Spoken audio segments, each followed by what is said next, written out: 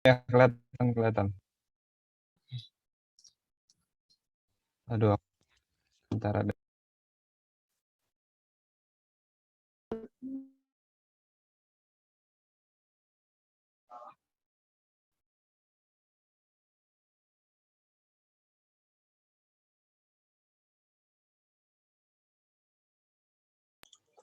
Oke, sorry teman-teman. Ya, sekarang mungkin kita pindah ke slide apa sih itu Erasmus ya. Buat teman-teman semua yang ikut di sini, aku mau ngejelasin pertama secara umum Erasmus itu apa sih. Jadi Erasmus itu singkatan dari European Region Action Scheme for the Mobility of University Student.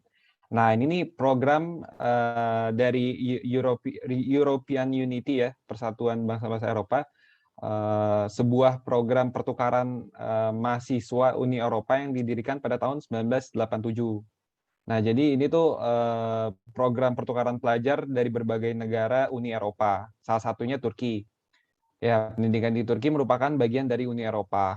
Nah, Erasmus itu program pertukaran pelajar ya, teman-teman. Jadi berlaku untuk mahasiswa-mahasiswa Turki juga untuk pertukaran pelajar di berbagai negara di Eropa, contohnya di Poland aku sekarang, atau di Budapest, Yunani, di Jerman, di ya negara-negara Uni Eropa lah, begitu. Oke, lanjut.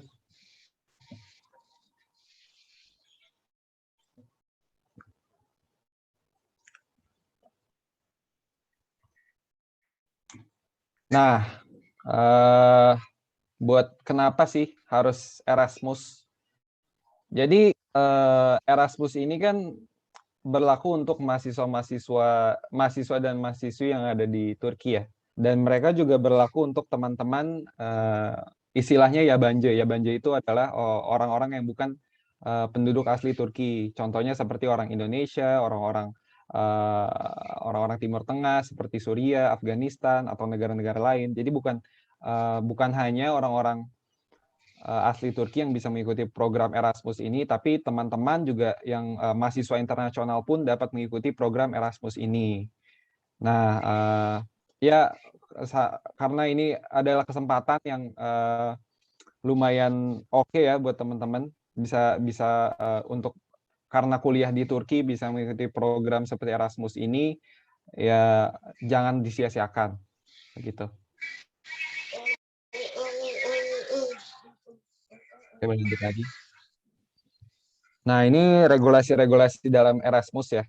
Step by step aku jelasin dari before mobility sampai ketika kita udah di accept oleh kampus di negara-negara Uni Eropa tersebut.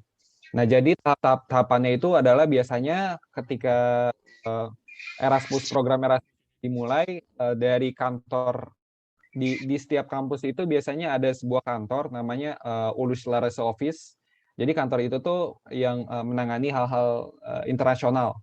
Nah, biasanya berita-berita tentang Erasmus itu di kampus Turki diumumkan dari kantor Uluslararası Office ini. Uluslararası Office itu artinya kalau misalnya jadi bahasa Inggris ya International Office. Nah, bisa dicek biasanya dari websitenya, atau kalau misalnya teman-teman suka main ke kantor international office-nya bisa dikabari langsung sama guru-guru yang ada di sana. Nah, setelah itu biasanya mereka akan mengadakan meeting nih, meeting-meeting buat para mahasiswa yang tertarik sama program Erasmus. Nah, itu biasanya yang jadwal meetingnya kapan ditentukan sama ini ya teman-teman dari kampusnya masing-masing. Nah, di poin kedua ada minimal IPK, teman-teman. Jadi Erasmus itu kan ibaratnya pertukaran pelajar ya, yang diadakan sama universitas yang ada di Turki. Dan dia tuh program pertukaran pelajar yang dibiayai sama pihak Erasmusnya. Jadi teman-teman setelah teman-teman lulus dari tes Erasmus ini akan mendapatkan berupa beasiswa lah, uang saku selama durasi teman-teman menempuh pendidikan Erasmus ini, pertukaran pelajar. Nah, syarat-syaratnya itu salah satunya adalah IPK teman-teman, IPK semester ya, akumulasi total nilai semester teman-teman itu 2,5 dan 3. Ya, jadi ini sekitar 2,5 dan 3 karena kebijakan kampus, setiap kampus itu beda-beda. Nah, kalau misalnya dari kampus aku pribadi itu minimal 2,5.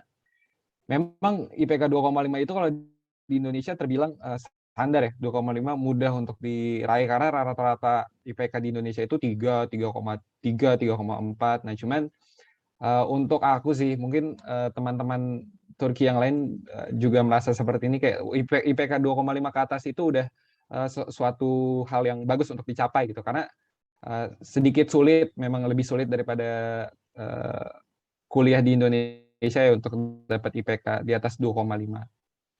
Nah, setelah memenuhi syarat IPK ini, teman-teman udah 2,5 semua, nilai rata-rata semester ada 2,5, antara 2,5 dan 3, teman-teman memutuskan semester kapan akan berangkat dan kampus yang dituju.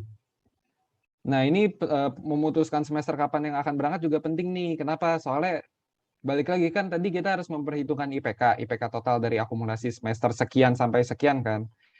Jadi teman-teman juga harus bikin strategi. Kalau misalnya seandainya semester IPK total teman-teman 3-4 ya bagus, terus teman-teman sekarang di semester 4-5 nih, kira-kira kayaknya bakal turun. Nah, teman-teman di semester 4 itu kalau bisa udah daftar Erasmus.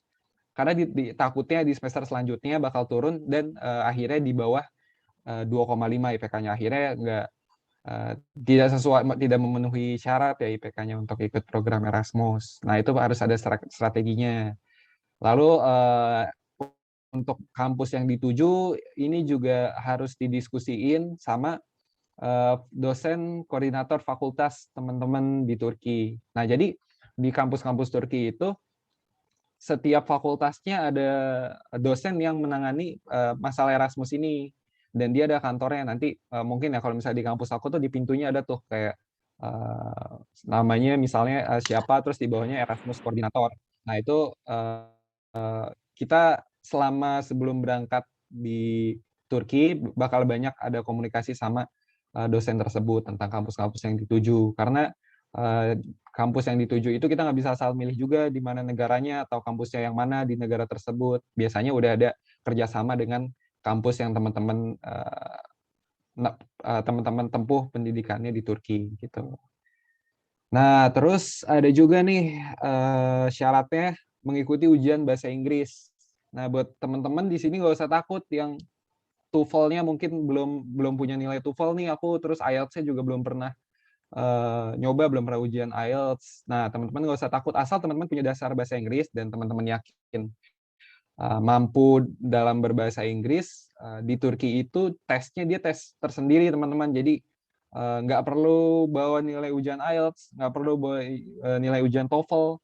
Teman-teman tinggal ikut ujian Erasmus yang diadain sama kampus teman-teman, terus kerjain semaksimal mungkin sesuai dengan kemampuan teman-teman. Kalau misalnya seandainya teman-teman memang mampu, insya Allah bisa lulus. Nah, kalau misalnya buat aku ya, karena gini nih rahasianya teman-teman, sebenarnya orang-orang Turki kalau dibandingin sama teman-teman internasional, lebih lancar bahasa Inggrisnya kita. Karena orang-orang Turki itu bisa berbahasa Inggris, cuman tingkat kemahirannya itu biasanya lebih mahir dibanding lebih mahir teman-teman internasional. Nah, tapi masalahnya itu nanti setelah kalian lulus nilai bahasa Inggrisnya, nilai tersebut tuh bakal diakumulasiin sama rata-rata IPK semester. Nah, biasanya itu orang Turki bakal lebih tinggi juga nilai semesternya karena pas saat kita menempuh pendidikan di Turki, kita menggunakan bahasa Turki ya, maksudnya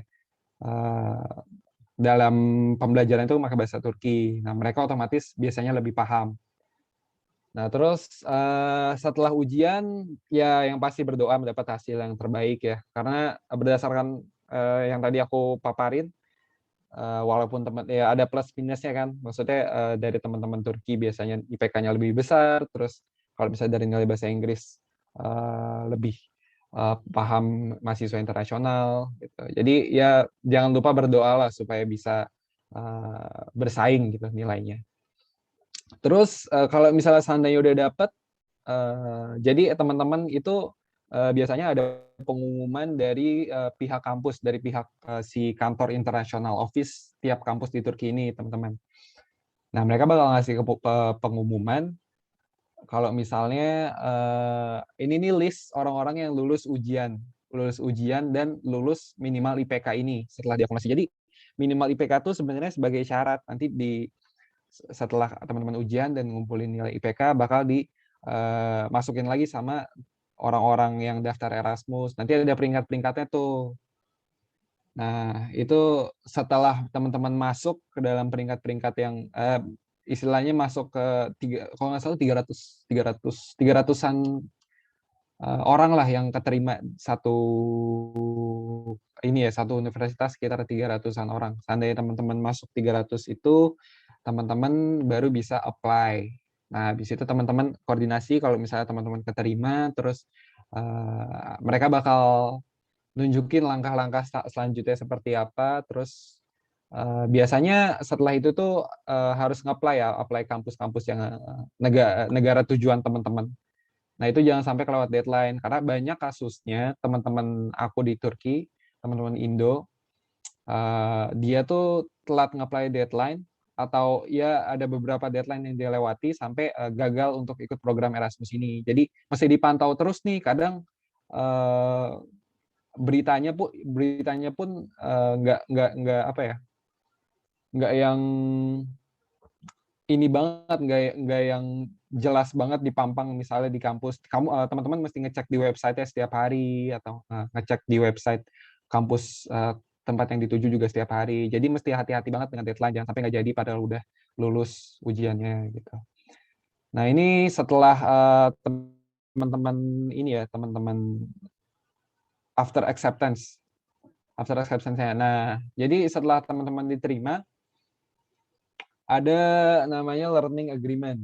Learning agreement ini isinya apa? Learning agreement ini isinya adalah matkul-matkul yang teman-teman bakal ambil ketika teman-teman bakal melanjutkan semester selanjutnya di negara yang teman-teman tuju saat Erasmus gitu. Misalnya teman-teman di semester pertama dan kedua di Turki ikut ujian Erasmus dan akhirnya teman-teman memilih untuk semester 3 dan 4-nya, contohnya kayak aku di Poland. Setelah itu aku akan buat sebuah learning agreement di mana mata kuliah aku yang akan diambil di Poland tuh disesuaikan sama mata kuliah yang akan diambil di semester 3 dan 4 di Turki gitu, paham nggak? Nah, apa aja syarat-syaratnya di learning agreement ini? Mata kuliahnya juga nggak bisa ngasal, teman-teman. Ngambilnya nggak bisa kalau misalnya di Poland misalnya ada yang seru nih, aku suka matkul yang ini, aku mau ngambil yang ini, yaudah asal comot aja, yang penting 30 KTS gitu. Itu nggak bisa kayak gitu. Harus disesuaikan sama matkul yang mungkin teman-teman akan ambil di semester 3 dan 4 Turki juga. Jadi seandainya di semester 3 dan 4 Turki matkul yang nggak ada nih di kampus yang teman-teman tempuh pendidikan di Turki, berarti di Polandnya teman-teman nggak bisa ngambil mata kuliah yang itu. Nah, setelah itu, setelah diratakan ya maksudnya, matkul apa aja yang sama di kampus Turki, Universitas Turki, syarat yang lainnya itu nilai AKTS, kalau misalnya di Indonesia mungkin apa ya AKTS itu? SKS, iya. Jadi minimal itu sekitar 30 SKS. Kalau di Turki itu memang lumayan banyak, sekitar 30 SKS total matkul yang harus diambil. Terus jadi selama proses di sini pun teman-teman harus sering-sering koordinasi sama dosen koordinator fakultas yang tadi aku sebutin, yang di kantornya biasanya ada tulisan koordinator Erasmus gitu, tentang mata kuliah dan ya tentang mata kuliah yang akan diambil gitu. Nah, ini kita setelah ini sudah beres, kita ke tahap visa nih. Ini juga sedikit biasanya bermasalah di pengurusan visa ya, karena kita mengurus visanya di VFS Global, itu tuh sebuah perusahaan swasta di Turki. Kita kalau misalnya mau nge-apply ke negara-negara di Eropa itu nge-apply-nya ke VFS Global. Jadi mungkin teman-teman juga ada yang udah pernah bikin di VFS Global ini. Ini masalahnya itu di sini visanya nggak bisa bikin cepat. Dia tuh kalau sekitar 2 minggu minimal, dia sebelum jadi itu sekitar 2 minggu. Nah, teman-teman juga harus perhitungkan di sini karena yang ditakutkan itu kadang misalnya udah dari LOA udah jadi, udah dikirim, tapi tanggal keberangkatan udah mepet banget nih, kayak setelah LOA jadi masuk ke kampus di Eropanya, udah tinggal kayak bulan depan gitu. Nah, itu jangan sampai karena masih ada proses pembuatan visa yang waktunya itu memakan lumayan lama ya, nggak cepat. Nah, ini banyak teman-teman aku juga yang nggak jadi datang karena ada problem visa. Jadi kalau bisa file dokumen-dokumen yang diminta untuk visa itu dilengkapin. Jangan sampai juga nanti pas udah nyampe kantor VFS globalnya banyak dokumen yang kurang. Karena di kantornya ini teman-teman harus bikin appointment. Jadi nggak bisa asal datang. Kalau misalnya seandainya hari itu udah hangus, teman-teman mesti bikin appointment lagi. Dan itu appointmentnya benar-benar rame, bisa ya untuk dapat kuota masuk ke dalam VFS Global ini diurusin visanya itu susah, mesti berebutan sama orang-orang. Jadi jangan sampai disia-siain kesempatan untuk appointment ini ya, rendezvous-nya. Nah, ini pantau deadline yang penting, jangan sampai kelewatan. Balik lagi karena ya ini yang tadi aku sebutin, kayak LOA itu ada tanggal maksimal untuk ngumpulinnya. Jadi setiap kampus di Poland atau di Budapest atau di Yunani itu mesti dicek tuh, jangan sampai teman-teman telat juga. Nanti kalau nggak, teman-teman nggak terdaftar di kampusnya dan bisa gagal. Dan di visa juga jangan sampai teman-teman telat, belum bikin visa tapi kampusnya udah mulai gitu. Teman-teman masih di Turki tapi pembelajaran di universitas Eropanya sudah mulai. Nanti bisa di cancel Erasmusnya, kan sayang. Terus dokumen-dokumennya ya jangan sampai kelewatan lah. Pokoknya apapun itu dari dokumen dan deadline-deadline. Oke, semoga jelas, bisa dilanjut lagi.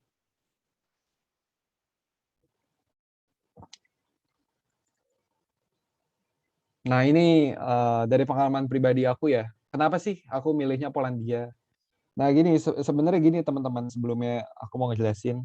Jadi kan balik lagi ke tadi, sebelum aku berangkat, ketika aku udah diterima di program Erasmus ini, aku konsultasi kan sama dosen koordinator fakultas aku. Nah, kalau misalnya dari universitas aku, di Omer Halis Demer University ini, kita untuk Fakultas Teknik Sipilnya, mereka kerjasamanya sama UTP Bydgoszcz ini, yang terletak di Bydgoszcz, Poland. Nah, jadi pilihan aku pada saat itu Bydgoszcz, Poland. Ini pilihan yang paling ini ya, maksudnya yang paling cocok sama aku, karena ada beberapa pilihan juga seperti Jerman atau Prancis kalau nggak salah waktu itu, cuman nggak menggunakan bahasa Inggris, jadi mesti belajar bahasa yang lain. Nah, dosen aku pun ngarahinnya ke sini-sini aja, ke Poland gitu. Nah, sampai di sini, sampai di Poland, ternyata masuk akal untuk menilai kenapa Fakultas Teknik Sipil, fakultas aku itu memilihnya Poland di Bydgoszcz. Nah, salah satunya itu karena infrastruktur universitasnya ini yang di slide ini nih, itu tuh gedung fakultas yang di bagian kiri yang ada bata merah itu, bangunan Eropanya itu infrastruktur ini ya, maksudnya gedung fakultas, salah satu fakultas di kampus aku sekarang, UTP Bydgoszcz. Desain infrastrukturnya yang menarik, terus fasilitas kelasnya juga memadai ya, multimedia. Terus buat teman-teman aku juga yang di fakultas-fakultas lain, labnya lengkap banget. Jadi udah ya universitas Eropa lah, maksudnya lengkap. Terus selain itu juga ketika kita ke kota, infrastrukturnya itu benar-benar bagus ya teman-teman. Maksudnya ya mungkin bangunan-bangunan Eropanya itu dapat banget gitu. Beda ada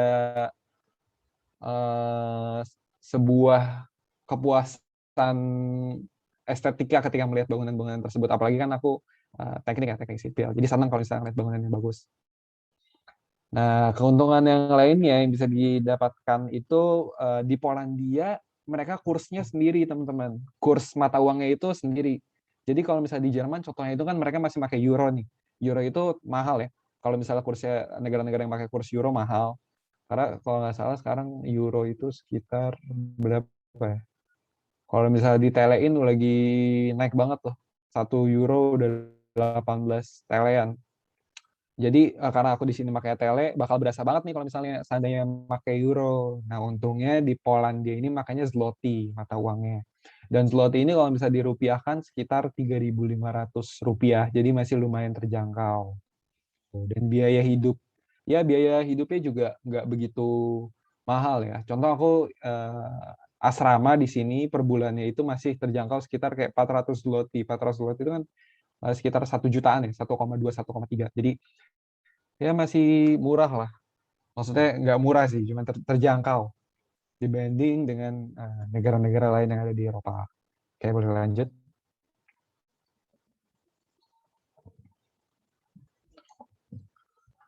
Nah, ini suka duka Erasmus ya. Selama aku Erasmus di sini. Jadi pertama ada sukanya, ada beberapa teman-teman apa sebuah hal yang menyenangkan bisa teman-teman dapatkan ketika Erasmus itu salah satunya adalah kesempatan teman-teman untuk jalan berpergian ke negara Eropa. Kenapa bisa kayak gitu? Jadi teman-teman itu ketika membuat visa, teman-teman itu akan mendapatkan visa Schengen. Di visa Schengen ini, teman-teman bisa memasuki negara-negara Eropa yang lainnya tanpa membuat visa lagi. Jadi di visa Schengen ini, walaupun teman-teman di VVS nanti ngaplainya ke negara Poland, dia itu bakal bisa masuk ke negara-negara Uni Eropa seperti Jerman, seperti Budapest, Norwegia, Slovakia, negara-negara Uni Eropa ya, Italia, tanpa buat visa lagi. Dan teman-teman itu bakal dapat tiket-tiket yang murah pas udah di sini. Ada yang teman-teman aku kayak backpackeran naik bus ke negara-negara mana, atau kayak dapat tiket pesawat ke negara salah satu negara di Eropa cuman belasan zloty. Percaya nggak teman-teman? Tiket pesawat harganya cuma belasan zloty. Kalau dilupain berarti kayak 40.000 sama 50.000 ke negara Uni Eropa yang lain gitu. Jadi untuk jalan-jalan di sini itu benar-benar punya kesempatan sekali ya gitu. Teman-teman aku juga di sini emang rata-rata tuh tujuannya memang jalan-jalan gitu. Nah, mendapatkan relasi dan teman baru juga dari berbagai negara. Ya, sebenarnya di Turki juga teman-teman bakal ngerasain itu. Tapi di sini teman-teman bakal mendapatkan relasi dari negara-negara Eropa. Kan kalau misalnya di Turki jarang ya ngeliat orang-orang Eropa. Nah, cuman di sini teman-teman bakal lebih sering menemukan relasi-relasi dari berbagai negara-negara yang baru. Ada dari Bangladesh, ada dari negara Eropanya mungkin dari Polandia, dari Jerman, dari ya negara-negara Uni Eropa. Nah, jadi teman-teman bisa membangun koneksi, mungkin akan berguna nanti setelah lulus ya, teman-teman. Dan juga mendapatkan kesempatan untuk belajar bahasa asing baru. Untuk teman-teman yang suka belajar bahasa, di kampus aku nggak tahu kalau misalnya di kampus-kampus yang lain, kampus-kampus Eropa yang lain. Cuman kalau misalnya di kampus aku itu ada kayak klub gitu, klub yang di situ tuh ada pengajar yang mengajarkan bahasa Polandia gitu. Nah, jadi kalau misalnya teman-teman mau belajar bahasa lagi, menambah ilmu pengetahuan tentang bahasa, teman-teman bisa ikut belajar bahasa Poland atau bahasa di tempat negara-negara teman yang teman-teman yang tuju di saat Erasmus. Nah, terus ini juga salah satu, ini sebenarnya salah satu faktor utama ya kenapa aku ikut Erasmus. Karena pembelajaran itu menggunakan bahasa Inggris. Sebenarnya gimana ya? Kalau misalnya menurut aku pribadi, bahasa Turki aku, karena aku kan baru belajar sekitar beberapa tahun ya, kayak satu tahunan lah aku tomer lulus, terus semester 1 semester 2 aku kuliah, dan pastinya selama 1 tahun itu aku belum 100% memahami bahasa Turki, tapi cukup untuk memahami ya pelajaran ya untungnya. Nah, untuk aku pribadi bahasa Inggris aku merasanya lebih baik di situ. Nah, pas aku ngeliat nih program Erasmus nanti kuliahnya bakal pakai bahasa Inggris gitu. Nah, aku tertarik banget karena aku berpikirnya nanti bakal bisa ngedongkrak nilai IPK aku karena otomatis kalau misal pakai bahasa Inggris aku bakal lebih mengerti. Jadi pembelajarannya juga prosesnya lebih ini ya lebih lebih mudah dan berpengaruh ke nilai gitu. Nah, ini juga salah satu faktor. Ya, dari dua faktor utama ini nih, mendapatkan HIB, Erasmus IBC, dan menggunakan bahasa Inggris. Erasmus IBC apa sih? Erasmus IBC itu uang saku teman-teman dari pihak Erasmusnya. Jadi teman-teman itu kalau misalnya udah lulus program Erasmus dari universitas teman-teman, ini bakal dapat uang saku. Dan jumlah uang sakunya ini tergantung dengan berapa lama teman-teman bakal menjalankan program Erasmus ini. Dan itu bisa milih. Aku kira-kira di sini sekitar 1 tahun, akan 1 tahun ikut Erasmus di Polandia. Jadi uang beasiswa atau HIBE yang aku dapatkan dari kampus aku pun lebih besar daripada yang cuma setengah tahun atau 1 semester gitu. Dan ini nilainya juga lumayan teman-teman. Makanya teman-teman aku di Turki, orang-orang Indonesia yang kesini rata-rata udah ya udahlah nggak mikir apa-apa, jalan-jalan kemana-mana karena emang nilai uang sakunya ini diberikannya lumayan besar, sampai puluhan juta. Dan ini ada dukanya. Ada juga teman-teman aku di sini yang dia nggak dapat uang bulanan tadi, Erasmus IBC. Karena balik lagi ke tadi yang aku jelaskan, setelah ada ujian dan jadi setelah teman-teman ujian bahasa Inggris, terus nilai IPK teman-teman di akumulasiin sama nilai ujian bahasa Inggris teman-teman akan dideretin sama orang-orang yang ingin ikut program Erasmus ini. Nah, untungnya aku waktu kemarin, alhamdulillah masih bisa ya, maksudnya aku nggak mau nakut-nakutin juga karena mungkin teman-teman berpeluang, karena aku sendiri pun nggak nyangka bisa dapat sekitar peringkat belasan. Artinya nggak menutup kemungkinan juga walaupun IPK teman-teman di bawah dari teman-teman kalian yang di Turki, maksudnya yang orang-orang Turkinya, untuk mendapat peringkat di atas 350, di bawah 350, maksudnya ya lebih kecil dari 350. Nah, untuk orang-orang yang 350 ke atas, mereka itu bisa mengikuti program Erasmus, tapi nggak mendapatkan Erasmus IBC. Nah, kalau misalnya untuk aku ini berat banget ya, karena ya walaupun terbilang terjangkau kehidupan di Poland, biaya hidupnya, tapi untuk aku masih lumayan berat. Jadi kalau bisa teman-teman usahakan di bawah 350 besar inilah gitu. Masuk ke dalam 350 besar. Karena uang bulanannya lumayan banget. Dan ada beberapa teman aku memang yang nggak masuk dan itu jadi nggak jalan-jalan. Ya jalan-jalan cuman nggak terlalu nggak terlalu sehedon teman-teman yang dapet HIB. Nah, terus kedua ada culture shock. Ya, culture shock lagi karena aku waktu pertama kali ke Turki juga kan ada culture shock ya. Ada culture shock di negara Turki. Nah, ketika di sini juga ada culture shock karena ya sebenarnya lebih apa ya? Ada kalau misalnya Turki itu kan masih negara Muslim ya. Mungkin dari culture shock itu dari segi perilaku, mungkin dari segi budaya. Nah, cuman kalau misalnya di negara Eropa itu culture shock-nya itu ya karena rata-rata di sini negara non Muslim ya, jadi banyak kultur-kultur Muslim yang kita punya sebagai warga negara Indonesia tuh yang hilang di sini dan beda beda kebudayaan lah, kebudayaannya lebih ini ya apa namanya, karena di sini rata-rata nonis jadi beda. Dan ini salah satu problema aku di poin ketiga itu ada tempat ibadah yang jarang ya. Kalau misalnya di Poland sendiri itu jarang banget, khususnya di kota aku, bisa dibilang nggak ada masjid. Jadi untuk sholat Jumat itu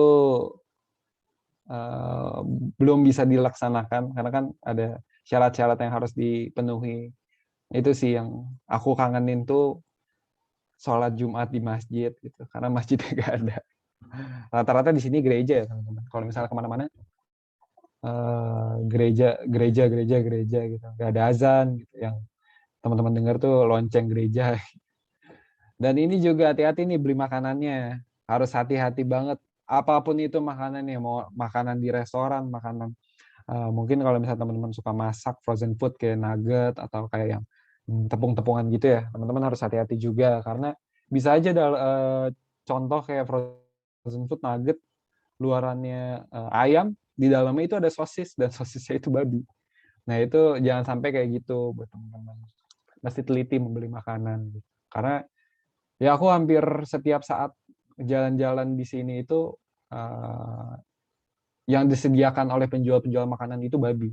Aku nggak tahu, mungkin karena iya mereka tuh lebih senang babi daripada ayam. Hampir 8, mungkin sekitar 50-60%-nya babi.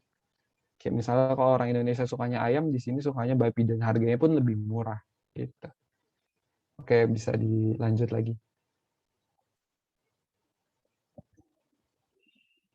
Nah ini kita pindah ke slide tips dan trik Erasmus ya.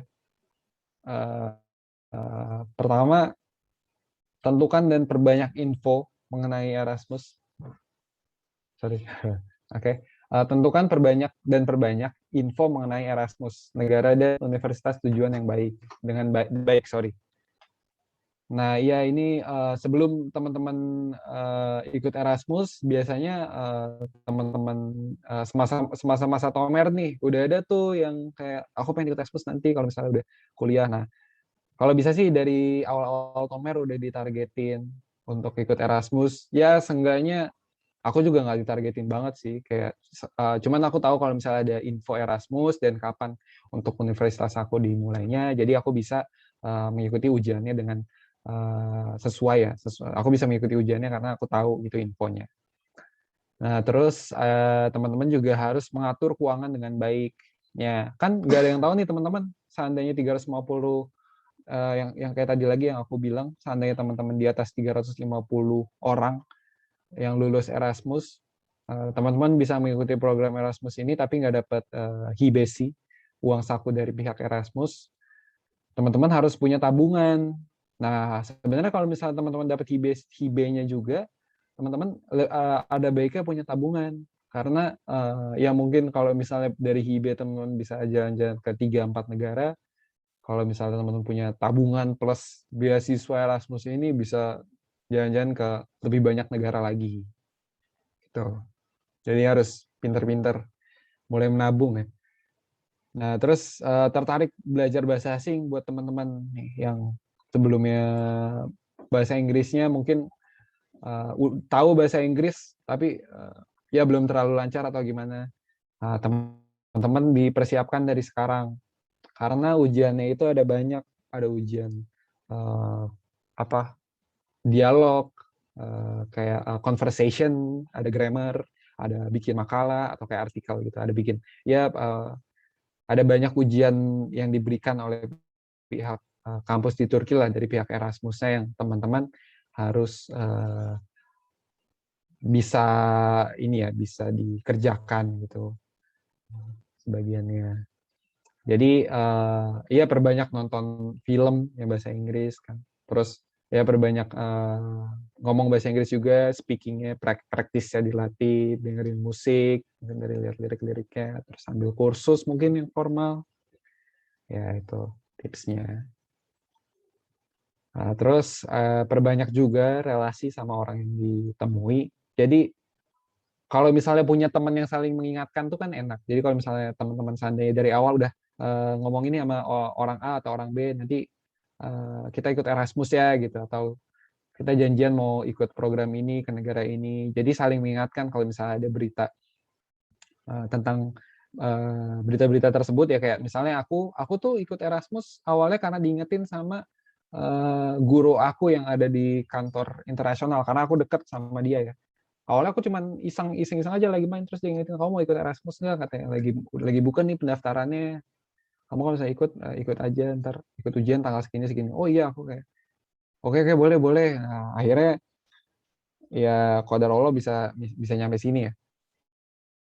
Aktif juga di kampus Turki ini. Keaktifan juga perlu ya teman-teman supaya ya sebenarnya dari aktif ini teman-teman bisa dapat relasi, bisa dapat info-info tentang Erasmus atau program-program Turki yang lain gitu punya teman-teman ya yang bisa mendorong teman-teman lah bisa mendorong kalian untuk lebih uh, terpacu ya untuk mengajar Erasmus.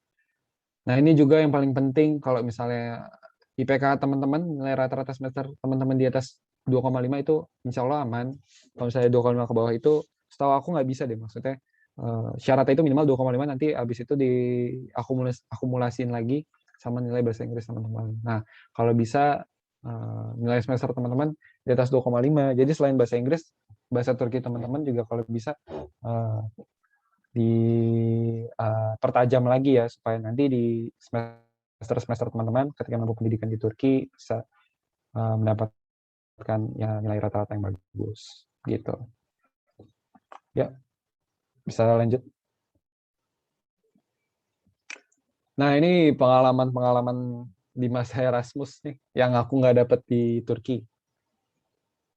Pertama ada dorm experience-nya. Sebenarnya di Turki pun ada beberapa teman-teman yang tinggal di dorm. Dorm itu asrama ya, yurt. Kalau bahasa Turkinya asrama. Nah, cuman kalau misalnya di Turki, aku tinggal itu di apartemen. Nah, jadi aku baru ngerasain dorm experience ini pas di Poland. Nah, serunya itu ya aku baru ngerasain di sini sih, kayak kamar mandinya bareng-bareng, dapurnya bareng-bareng, terus tetangganya juga ada orang-orang dari Ukraina, dari Polandia, atau Turki-Turki lagi kan, karena jujur sih di sini rata-rata orang Erasmus itu sekitar mungkin 50% orang Turki, 40% Spanyol, 5% dari negara-negara, 10%-nya sisanya dari negara lain lah. Cuman yang paling mendominasi di sini Turki, Spanyol, ada Italia. Mereka itu banyak banget. Jadi ya tetangga-tangganya bisa orang Turki lagi atau ya orang-orang dari negara-negara lain. Nah, ini yang aku baru ngerasain di Eropa nih. Jadi di dorm aku atau di asrama aku, mungkin karena budaya Eropa ya, mereka itu setiap malam minggu ngadain party itu. Jadi di dorm ini sering banget ada party, ada DJ-nya, ada lampu-lampunya, mereka dari mahasiswanya bikin sendiri. Ya udahlah pokoknya mereka dengan musik yang kencang itu bikin party di asrama ya. Nah, itu kadang juga jadi suatu masalah tuh buat teman-teman yang lain, karena ada juga yang mau tidur, ada juga yang pengen senang-senang. Nah, itu sih yang mungkin di Turki nggak ada dorm party ya. Nah, terus ini yang di poin ketiga ini ada friendly people, yang mungkin ini dari pengalaman pribadi aku.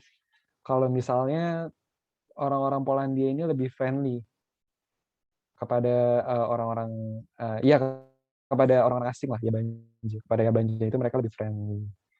Kalau misalnya ya orang-orang Turki pun ramah, cuman lebih ramah lagi orang-orang Poland ya. Jadi ya suatu nyaman istilahnya di Polandia ini, aku bisa memiliki sebuah lingkungan yang nyaman gitu.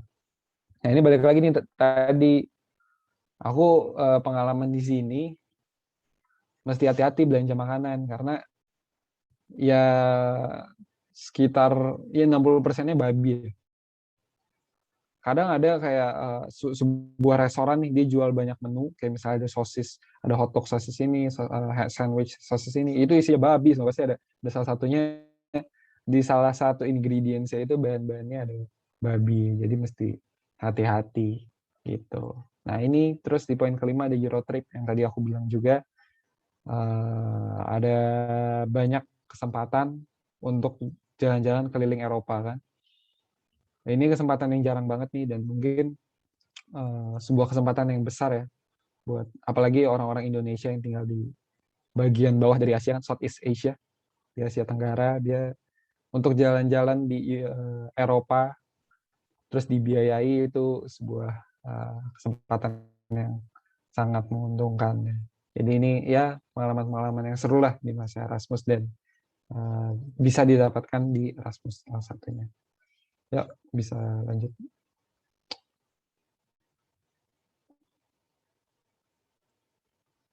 Nah, ini foto-foto saya, foto-foto aku waktu. Sebenarnya aku pun belum banyak jalan-jalan. Ini di foto pertama ada di Jerman, ada di Mehringdam, di stasiunnya. Aku baru ke Poland sama Jerman karena aku kan di sini sekitar 1 tahun. masih inilah money management dulu, biar gimana nanti aku bisa survive 1 tahun di sini tanpa uang tambahan dan aku bisa jalan-jalan. Jadi masih aku rencanain. Nah ini ada di Mehringdamm di Jerman, terus di sini juga ada aku di Gdansk di Poland.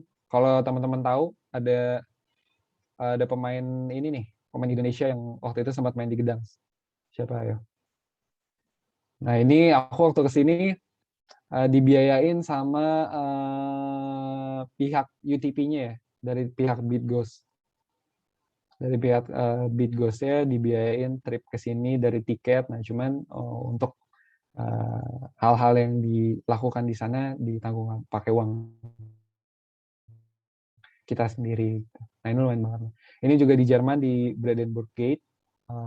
Mungkin ini wisata yang paling terkenal di Jerman, di ibu kotanya Berlin, Brandenburg Gate.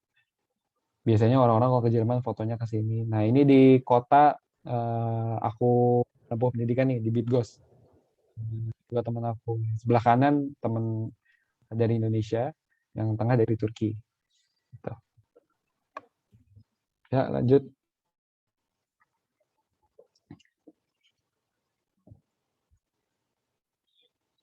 Oke, teman-teman, mungkin kurang lebihnya itu yang aku bisa sampaikan ke teman-teman.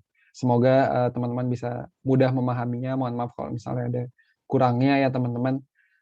Kalau misalnya mau tanya-tanya, nanti setelah sesi ini kalau nggak salah ada tanya jawab. Atau kalau mau nanya langsung bisa dari Instagram aku @binko, terus dari LinkedIn aku juga boleh. Silahkan bisa dilihat LinkedIn aku. Bisa ngontak dari dua platform itu ya. Ya, sekian teman-teman, terima kasih. Dari Mas Safir juga, terima kasih. Ya, gitu aja. Ini PPT exclusively made for Mas Safir nih. Aku kembalikan lagi untuk teman-teman Mas Safir. Oke, thank you banget Kak Farel. Ini ya, sangat menarik pengalamannya Erasmus. Buat teman-teman yang masih bingung, saya mau coba rangkum. Jadi Erasmus itu adalah, jadi kalau teman-teman itu kuliah di Turki, teman-teman bisa mendapatkan program pertukaran pelajar. Nah, itulah namanya Erasmus. Jadi Erasmus itu adalah program khusus untuk mahasiswa di Uni Eropa ya, untuk melakukan pertukaran pelajar antar negara-negara di Uni Eropa. Dan untuk apanya, kita pilihan negaranya itu setiap setiap university atau setiap fakultas itu mempunyai ininya sendiri, kerjasamanya masing-masing gitu loh. Jadi nggak semua, nggak rata gitu, nggak sama antara satu fakultas dengan fakultas lain kayak gitu. Inilah salah satu apa, kesempatan poin plus kuliah di Turki, yaitu melakukan kegiatan Erasmus atau pertukaran pelajar.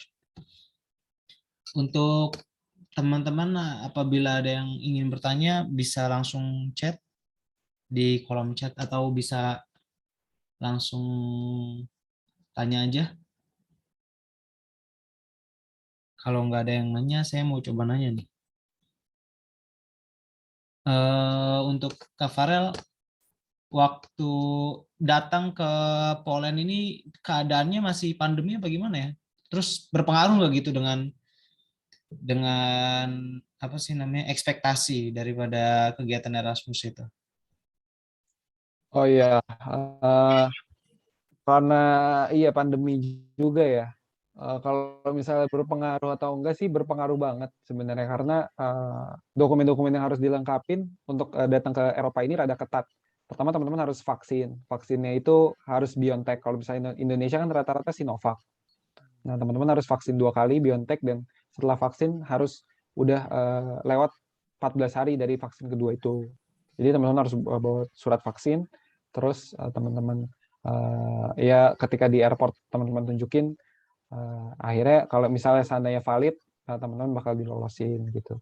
Nah, tapi pas udah sampai sini, aku kagetnya tuh orang-orang Poland udah mulai buka masker, Hmm. Bang. Jadi sekitar 50% orang-orang Poland itu udah nggak pakai masker di sini. Nah, aku kira udah ini ya di sini mungkin karena lebih merata vaksinnya, jadi ya lebih efisien lah, jadi udah nggak terlalu takut sama corona. Nah, tapi makin ke sini yang tadinya kampus aku semua kelasnya offline, perlahan-lahan tuh ada yang di gitu. Jadi awalnya cuma satu, dua, tiga, terus lama-lama semuanya sampai sekarang online. Oh, Nah, gitu. wacananya nih iya baru offline lagi setelah tahun baru. Jadi karena untuk sekarang kelas-kelas aku masih online. Cuman awal-awal aku pertama kali datang masih offline nih. Nah, mereka baru membuka offline lagi katanya sih setelah tahun baru gitu. Kayaknya sih ada kelonjakan kasus ya. Maksudnya melonjak kasus coronanya.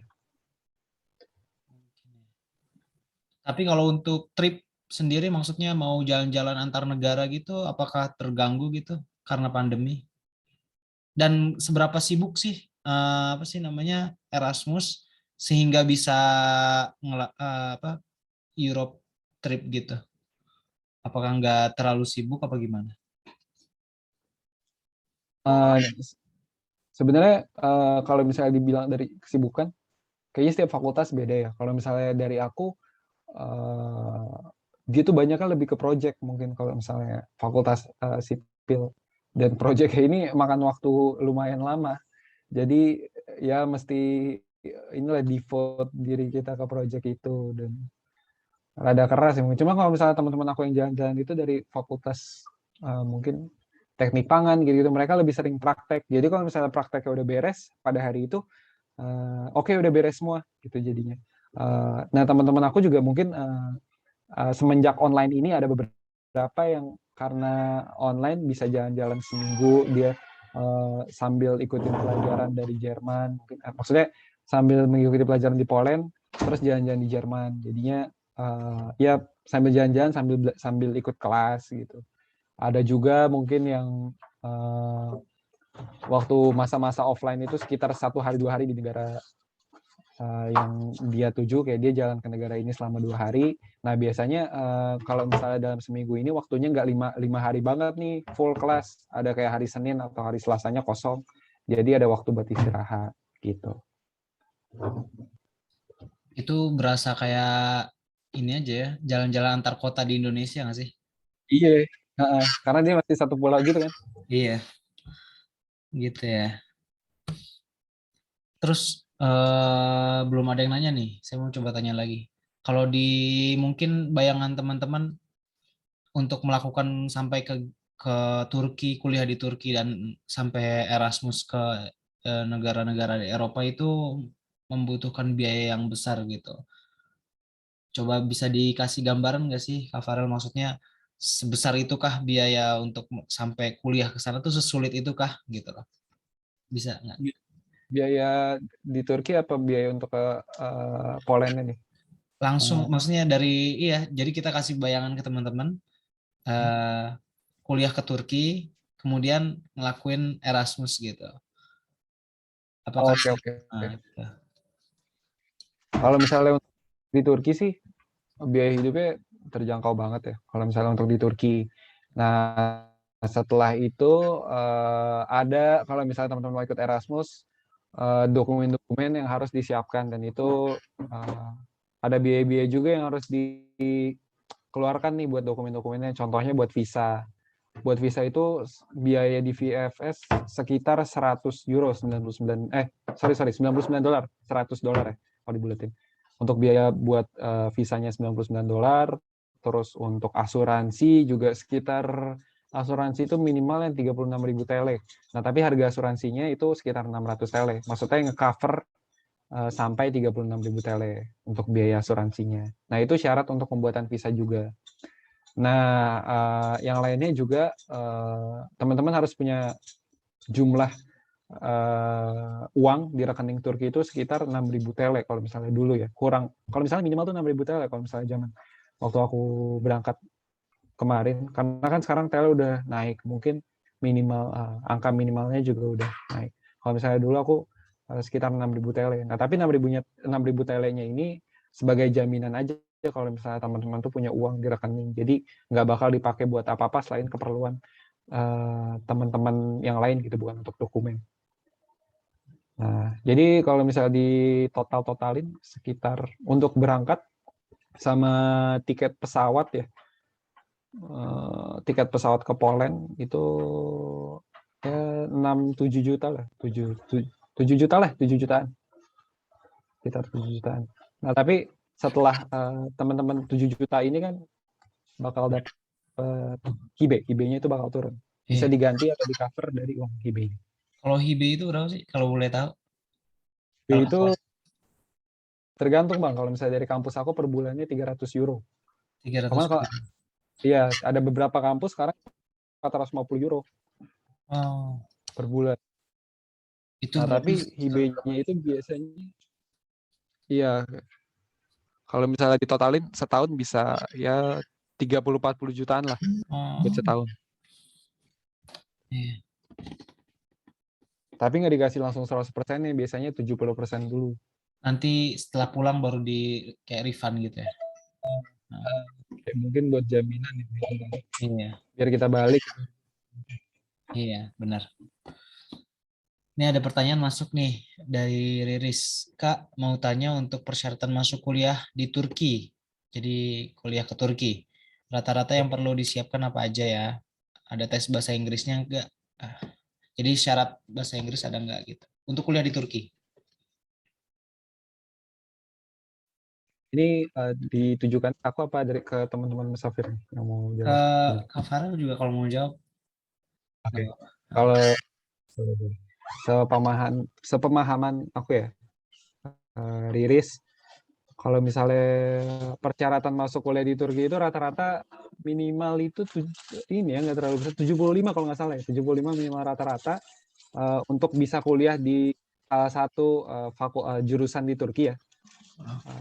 Cuman ya tergantung juga, kayak misalnya teman-teman mau ada Riris mau ke teknik sipil atau kedokteran, berarti rata-ratanya harus tinggi. Cuman rata-rata terendah itu untuk bisa masuk ke kampus Turki itu sekitar 75.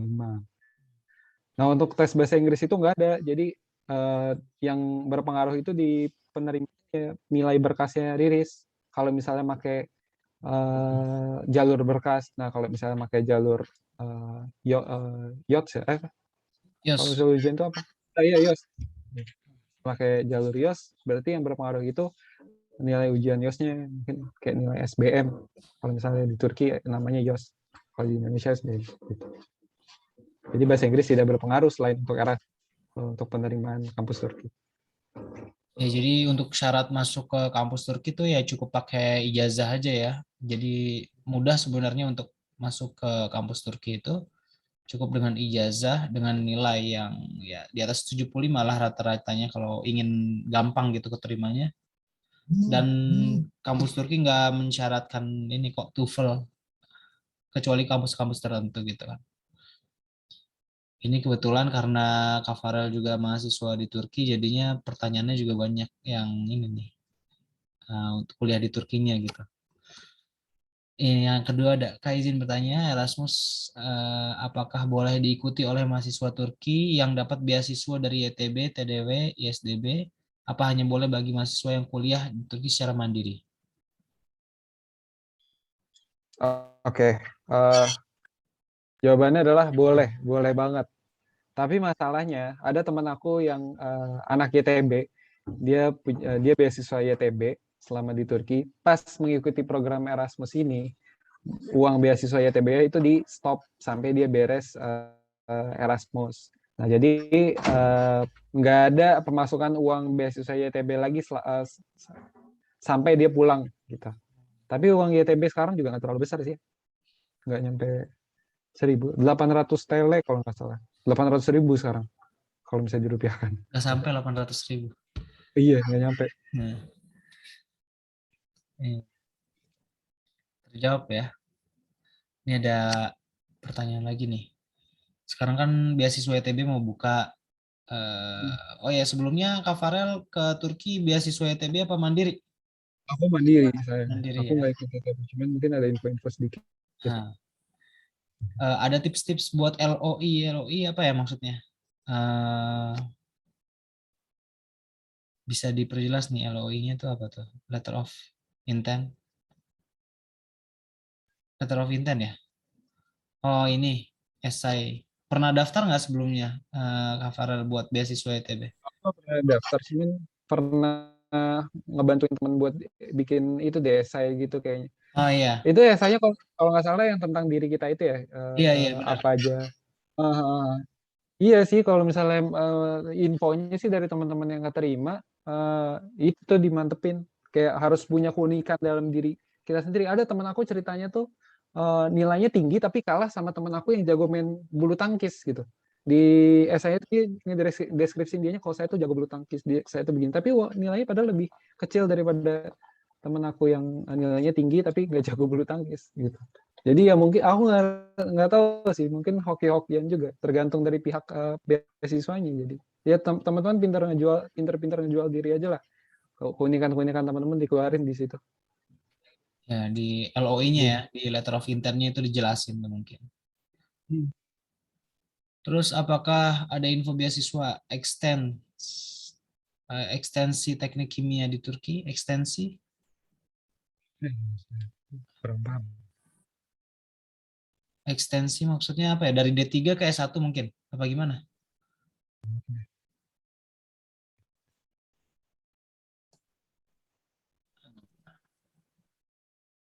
Ya Oh, kan oh iya, dari D3 ke S1. Kalau Kak Farel punya info? aku kurang deh kalau misalnya beasiswa. Tapi harusnya sama aja sih, maksudnya kayak prosesnya pendaftaran YTB juga. Eh, Kalau Oh, aku sendiri punya pengalaman sih sebenarnya. Temen ya sebelumnya saya juga dulu kuliah di Sakarya University ya. Nah, itu ada temen yang tek kebetulan jurusannya kimia, kimia di IPB D3, kemudian lanjut S1 di Turki, tapi S1-nya dari awal gitu loh. Jadi dia masuknya dari awal dulu dengan janji 4 tahun gitu mau kuliah, tapi ketika udah mulai kuliah dia ngadep lah ke dosennya bilang kalau saya udah kuliah D3 di mana di Sakarya di IPB dulu dia. Akhirnya boleh, ya udah mana buktinya, terus dilakukan penyetaraan dan dia cuman kuliah S1 itu di Turki cuma 2 tahun karena ekstensi dari D3-nya di IPB gitu. Oke, coba ada pertanyaan lagi nih. Kak pernah dengar kalau ada dari Sari?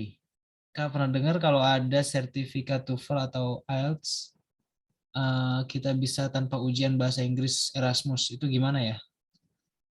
Jadi kalau udah punya TOEFL apa IELTS itu bisa tanpa ujian bahasa Inggris? iya ya.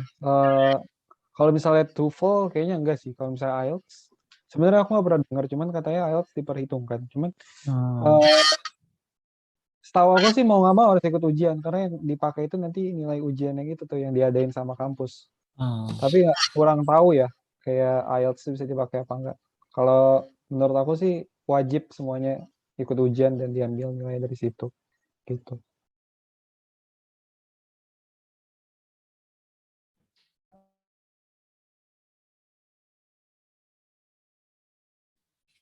Oke, ada pertanyaan lagi.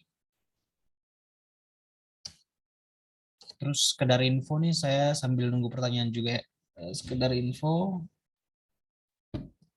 bahwa Misafir ini kan sebuah agensi ini ya, pengiriman pelajar dari Indonesia ke Turki untuk berbagai jenis program gitu. Jadi kita bisa untuk yang daftar sekarang, kita akan coba usahakan untuk dibimbing untuk dapat beasiswa YTB gitu. Ada paket pembimbingan gitu. Dan kalau nggak bisa ya akan dikirim mandiri gitu loh, biaya mandiri.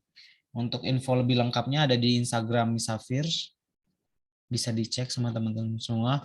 Terus Misafir juga pribadi dari Misafir itu apa punya beasiswa Misafir Scholarship gitu loh. Jadi salah satu yang akan diperhitungkan dari Misafir itu ya keaktifan teman-teman di dalam ini ikut webinar ini, webinar series dari Misafir gitu. Oke, lanjut lagi. Ada pertanyaan. Biasanya yang daftar Erasmus itu banyak nggak? Oke. Eh, Rehan Dwi yang mendaftar Erasmus lumayan ya.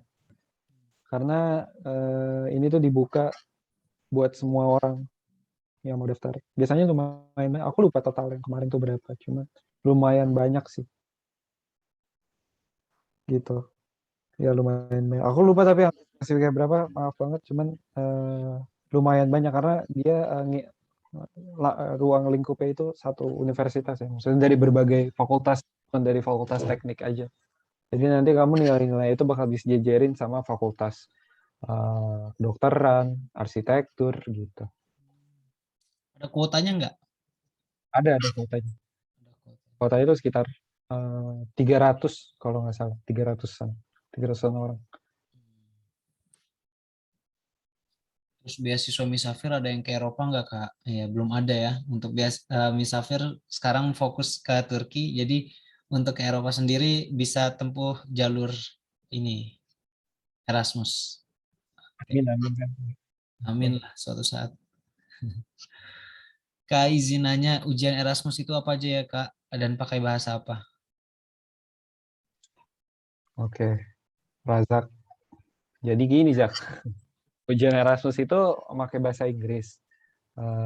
Dia yang diujikan itu ada pertama ada grammar. Jadi nanti ada tahap-tahapnya tuh. Hari misalnya tanggal sekian bakal datang ke lokasi ujiannya, terus dikasih paper gitu. Nah, di paper itu ada grammar, ada soal grammar, ada soal reading, ada listening, ada bikin esai juga gitu tentang topik-topik yang disediain di situ. Nah, setelah itu dikerjain, nanti di tanggal selanjutnya kalau misalnya teman-teman udah beres nih, udah pengumuman di tahap 1 di ujian tertulis ini teman-teman lolos, ada ujian wawancara, ada tes wawancara. Nah, itu tahap kedua. Kalau misalnya tahap keduanya juga lolos, diwawancara nanti pakai bahasa Inggris wawancaranya, baru teman-teman bisa daftar di kampus-kampus yang bisa dituju gitu, yang ada di Eropa. Gitu, Jak. Oke. Sudah terjawab ya. Ada lagi? Kalau nggak ada, saya cukupkan sambil nunggu pertanyaan. Pada masih ada. Beasiswa Misafir ini untuk S1 aja kah, Kak? Dan apa aja yang akan dapatkan dari beasiswa Misafir? Beasiswa Misafir bisa tolong dijawab oleh Kak Gozi? Untuk beasiswa yang untuk yang S1 itu diprioritaskan karena saat ini untuk S2 itu kita masih melakukan apa ya? Fokusnya itu ke bimbingan dan konsultasi gitu. Untuk S2 dan S3 ya. Jadi untuk S2 dan S3 yang mau melanjutkan lewat Misafir itu kita paketnya itu bimbingan dan konsultasi gitu. Karena teman-teman yang mau mendaftar S2 kan lebih ini ya, sudah lebih tahu lah dan lebih pintar gitu dalam milih jurusan segala macam. Kalau beasiswa Misafir yang tahun lalu itu kita berangkatkan ke Turki, kita daftarkan tanpa memungut biaya spare pun itu sampai di Turki sampai jadi diberangkatkan aja gitu untuk bulanannya belum yang untuk tahun lalu gitu untuk bulanannya apa sih uang jajannya segala macam itu belum kita cuma berangkatkan sampai ke sana eh, terus apa uang rumah di awal segala macam itu ditanggung kecuali biaya tomer ya biaya tomer Mungkin saya bisa menambahkan. ya boleh silakan. Mungkin saya bisa menambahkan untuk beasiswa Misafir ini sendiri, ini kita free, kita gratiskan paket-paket yang ada di Misafir seperti paket keberangkatan, paket pendaftaran dan lain-lain itu digratiskan. Seperti itu, seperti paket berangkat yang tadi disebutkan oleh KZ. Untuk biaya per semester dan biaya tomer itu ditanggung oleh pemenang seperti itu. Kurang lebih seperti itu.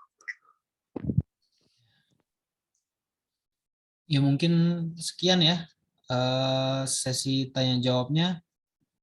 Saya stop share. Untuk selanjutnya saya coba minta izin teman-teman untuk on cam, bisakah untuk foto bersama?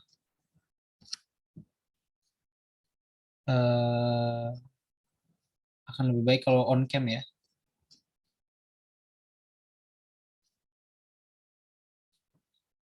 Silahkan dinyalakan kameranya.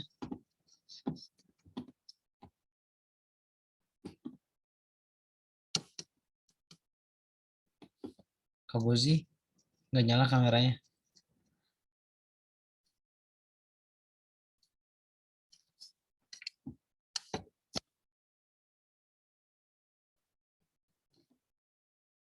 Kalau mau nanya lebih, Kak Farel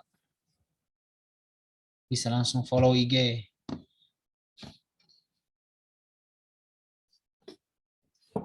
Oke.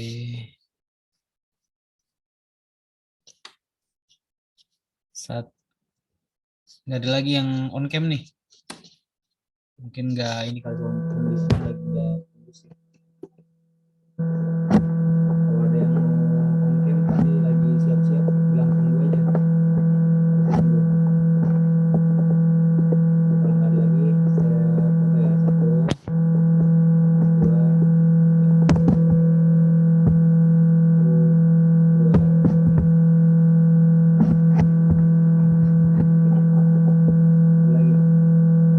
Fizun, mau on cam. Oke. Sebelum ditutup ada ini nggak Kak Farel nih, closing statement apa-apa? Oh, oke oke. Ya teman-teman, kalau misalnya mau tanya-tanya lebih lanjut, mungkin di sini ada keterbatasan waktu, bisa langsung tanya ke Instagram aku. Perihal kuliah di Turki atau kuliah di program Erasmus ini ya. Ya udah, makasih juga buat Musafir udah atas kesempatannya. Ya. Terus teman-teman juga makasih udah mendengarkan. Pokoknya semoga yang terbaik buat teman-teman, semoga semua ditunggu di atau di Eropa ya. Saya izin pamit. Assalamualaikum warahmatullahi wabarakatuh. Waalaikumsalam. Ya, sekian juga dari Misafir. Follow up terus kegiatan-kegiatan Misafir di Instagramnya. Kita bakal terus ngadain webinar-webinar yang temanya, kalau teman-teman ada request mau tema apa, silahkan di DM apa gimana, silahkan di request, kita akan pertimbangkan. Karena kita di sini merupakan agensi yang nggak cuman fokus di komersil, tapi juga membangun budaya pendidikan untuk teman-teman gitu, edukasi ya. Sekian untuk malam ini. Terima kasih atas kehadiran teman-teman yang udah meluangkan waktunya. Saya Ahmad Izzat Islami pamit undur diri. Assalamualaikum warahmatullahi wabarakatuh. Waalaikumsalam. Thank you, Kak Farel. Thank you, Kak Miss. Thank you. Thank you, Farel.